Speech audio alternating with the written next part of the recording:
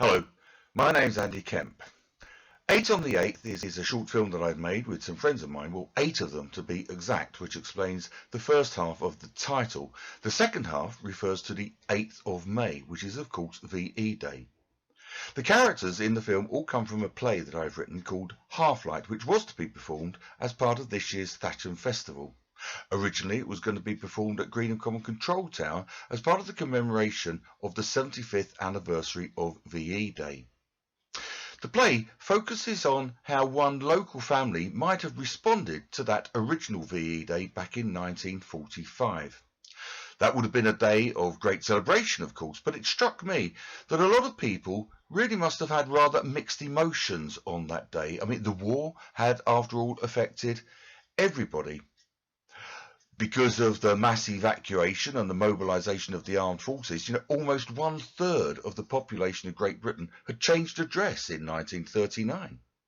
6 years later, and there are still a great many displaced people around. Did all of them want to go back to where they'd come from? Did all of them have somewhere to go back to? Lives had been lost, and in the Far East, the war was, of course, still going on. Women especially had adopted a whole load of new roles, and I wondered how the end of the war must have affected some of them. 8 on the 8th captures the immediate responses to the end of the war in a series of short talking heads. Each monologue is just 14 lines long, a kind of sonnet, if you will. Now, along with the cast, I hope that one day we'll be able to do the whole play for you. But in the meantime, I hope you enjoy this film, and thank you very much for watching.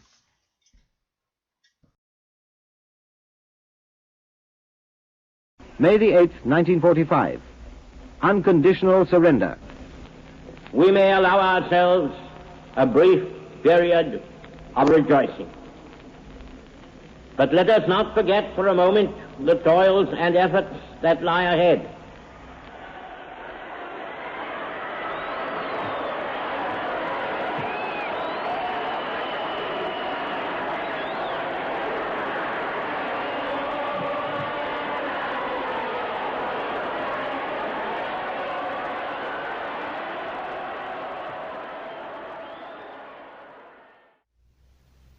Ivy, a mother. To be honest, I can't say I'm that excited. Of course, I'm pleased it's all over. Well, for us at least. The things still seem bad out in the Far East. But we've survived. Bert, my son, the girls and me. Not to mention Billy, our very own evacuee. He's still here. No home to go back to, bless his little soul. Sometimes we thought, how much worse can things get? But I doubt it'll get better for a good while yet. We've all kept calm and carried on, as per the plan. Hazel's got her work, Lily's got her yank. We all cried buckets when Eileen lost her man. Mine was taken in Singapore. There's been little news of him. If he does come home, I'll try to look delighted, but to be honest, I can't say I'm that excited. Mrs. Stock, the school teacher. I like it here. I think I'll stay. I grew up in a place a bit smaller than this, but having enough of the rural bliss, I packed up my bags and headed for the town. With missionary zeal, put on a teacher's gown. Got married, had children, 2 boys, don't you know. When the war came, I went with the school to Newbury in Berkshire. That was 6 years ago. My boys, both being men, went off to war. Both of them killed. I shall see them no more. My husband, he's been at some place called Bletchley Park. Surrounded by waffs, I expect his war's been a lark. The cat being away, the mouse doth play. but I like it here. I think I'll stay. Harry. A working man. Off with their heads, that's what I say. Let's see an end to the order that was. Eastern Europe is liberated, it's our turn next. First off, nationalisation. No private ownership. Commonwealth for the common man. Fair shares for all. Free public health, free education. All paid for by the hard work of hard workers. So, say cheerio to the invoice shirkers. They may think that they can rule us, but now it's their turn to lose. Remember last time? Homes fit for heroes? Nothing but broken promises. So, wish them luck as you wave them goodbye. We've done all the work. Now it's their turn to pay. Off with their heads, that's what I say. Hazel, a nurse and spinster of this parish. This has been our chance to show what we're worth. We've worked in the factories and driven the trains, manned the guns and ferried the planes. I've stepped up to the mark and filled a need. There's prisoners on the racecourse. I've been nursing some. Most of them are just boys, but like us, they bleed. You might say, why bother? They're only the Hun. But I say it's time for things to be turned around. The men's war is over, but ours has just begun. We'll all come to see just what some women have done. I've heard there's some that have even been spies. That will put paid to those tired old lies that all women do is cook and give birth. Yes, this has been our chance to show what we're worth. Lily, an American bride-to-be. Don't you think it sounds so romantic? Bradley Cartwright, that's a name for a man.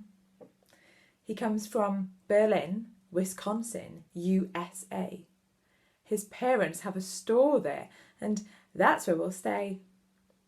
I don't much like the name of the town, but soon we'll have a place of our own. He's going to build it with his own bare hands. Brad says it's a land of milk and honey, chances for everyone to work and make money, even the women, and that's no less than we're worth. Just as soon as he comes back from the war, we'll be married in a way, that's for sure. It's all going to be completely idyllic. Don't you think it sounds so romantic?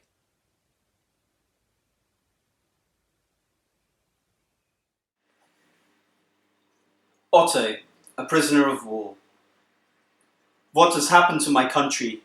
We should have stopped it, but we looked the other way. It was easier not to think, easier still to just obey. I didn't want to go to war. I didn't know what I was going for. I went because I was told to go, and now I am accused of things I did not do, but neither did I stop those things being done. So for me, the war has not been won. A nation is just an idea, and while it is not evil, the people who make it can be. This is what happened to my country. Bert Hedges, a young man. Some might say it was a blessing in disguise. It's not a bundle of laughs having asthma, but I suppose it beats getting shot. Or worse. I put on a uniform when I joined the Home Guard, held a rifle, learned all the drills, spent hours marching up and down the yard. But as action goes, it was short on thrills. I spent my war effort confined to an office, in a shadow factory, making aircraft parts. There must have been dozens of places like ours. Lots of little cogs in a big war machine.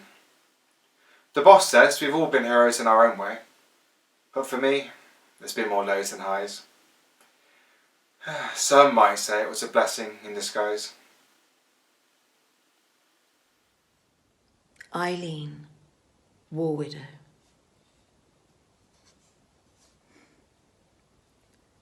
Sometimes it's best to just pack things away.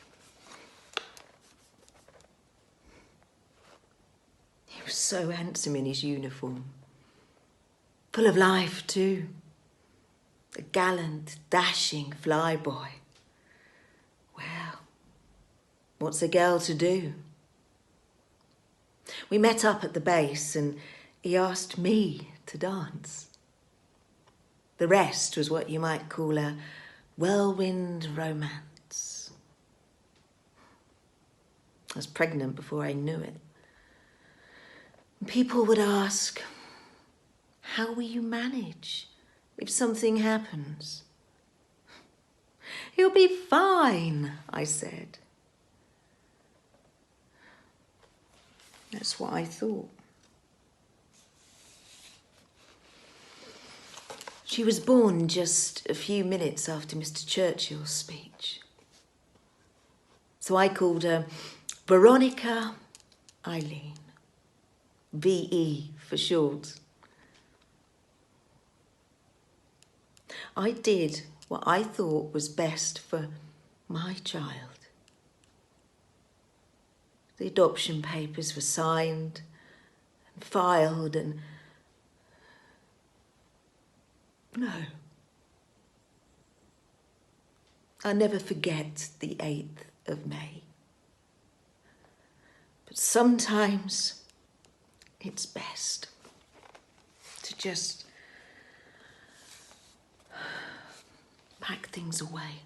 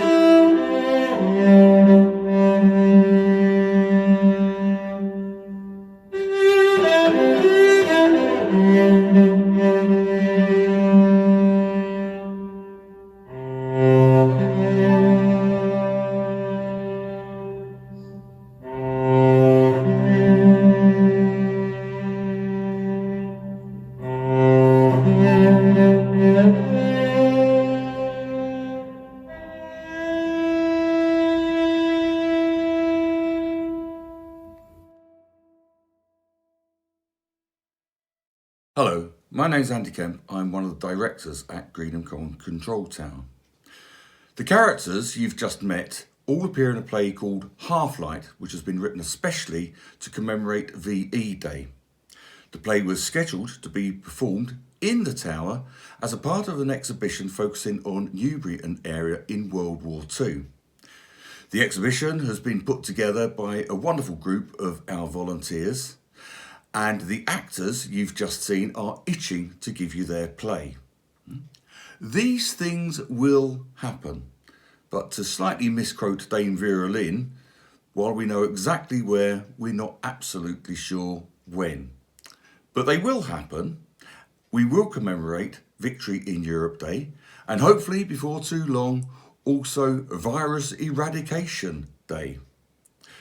But for now, I invite you to join me in the nation's toast to the heroes of World War II. To all those who gave so much, we thank you. Thank you. Thank you. Thank you. Thank you. Thank you. Thank you. Thank you. Thank you. Thank you. Thank you. Thank you from all of us. Thank you.